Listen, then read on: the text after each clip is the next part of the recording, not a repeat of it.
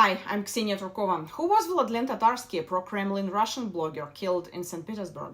His real name is Maxim Fomin. He borrowed his pen name from the famous book Generation P by Viktor Pelevin, but changed it from Vavilen to Vlad Len. Vlad Len was a popular Soviet name, an abbreviation of Vladimir Lenin, Vlad plus Len.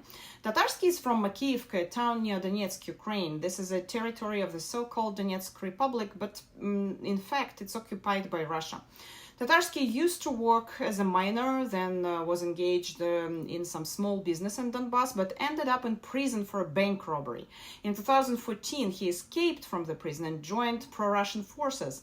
After that, he even published a book about that. Tatarsky moved to Moscow and spent several years there, but in 2022 he returned to Donbass and participated in the capture of Mariupol.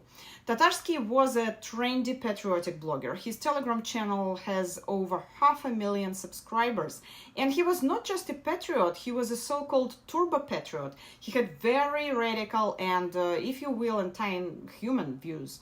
One of his most famous quotes is, "We will defeat everyone, we will kill everyone, and we will rob everyone, as usual, as we like it." End of quote.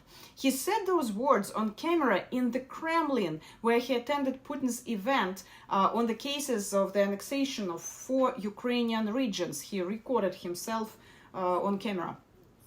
Всех, кого надо, ограбим. Все будет, как мы любим. Tatarsky was a real instigator of hatred and war. He was one of those whose speech became fuel to this war. In his Telegram channel, he said that Ukraine is a demonic state that should be destroyed and annihilated. In his last video, he says, "We must end this state sooner or later." He called the war against Ukraine a holy war. Vladlen Tatarsky was a friend of Daria Dugina, who was killed in similar circumstances, and was also known for hate speech and anti-human statements towards Ukraine.